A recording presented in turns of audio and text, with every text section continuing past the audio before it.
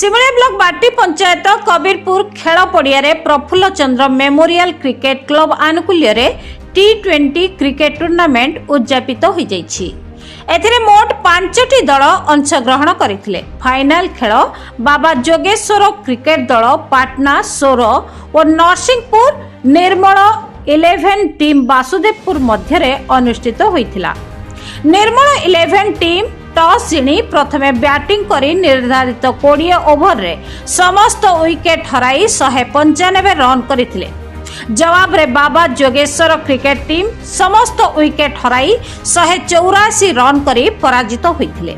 दिलीप बेहरा सभापतित्व रे पुरस्कार वितरण उत्सव अनुष्ठित होइथिला। मुख्य अतिथि भाव में अतिरिक्त जिला आरक्षी अधीक्षक निरंजन बेहरा, सम्मानित अतिथि भाव में मृत्युंजय बेहरा और समाजसेवी प्रवीण खटुआ विजेता और उपविजेता दल को पुरस्कृत करथिले।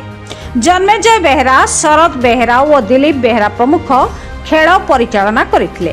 क्लब सभापति जितेंद्र बेहरा, संजीव दत्त, हरेकृष्ण जेना, जितेंद्र महांती, कमलाकांत बारिक प्रमुख टूर्नामेंट को परिचालना करथिले।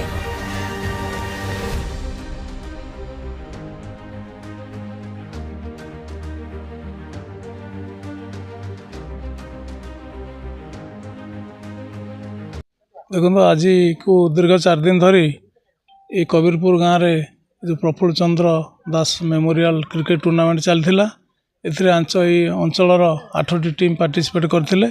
आज तार फाइनल मैच थिला। आज नरसिंहपुर एवं पाटना गाँव भितर खेलाड़ी मान भितर आज फाइनल मैच खेलाई थिला एवं खेलाड़ी माने खूब चित्ताकर्षक खेल प्रदर्शन करथिले एवं परिशेष रे नरसिंहपुर टीम क्रिकेट टीम में आज निश्चित भाव में विजय टीका पिंधि। ये जो क्रिकेट मैच चली जो आमर प्रफुल्ल चंद्र दास मेमोरियल प्रफुल्ल चंद्र विशाल मेमोरियल जो टूर्नामेंट माध्यम अंचल सबू युव समाज मान भितर युवक मान भितर गोटे एकता एवं निज निज भितर श्रृंखला चरित्र गठन यहाँ निश्चित भाव में समस्त को शिक्षा दूची।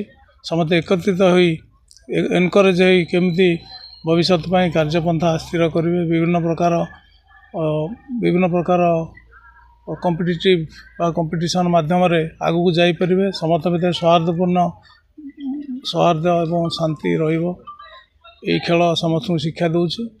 तबे आज ये जो टूर्नामेंट माध्यम युवक माने तांकर पारदर्शिता एठी प्रदर्शन करिसेंती और जितिबा हारिबा ये खेलर कौन उद्देश्य नुहे। समस्त एक भाव एकता भाव में श्रृंखलित भाव में खेल प्रदर्शन करिसेंती और परिशेष रे समाज को वार्ता देइछंती जे आमे समस्त एकाठी आगू बढ़िबा एवं श्रृंखलित भाव में सब काम कले निश्चित भाव में आमे देश गठन रे युवक माने निजको सामिल करि परिबे। ये वार्ता आज से समाज को देइछंती।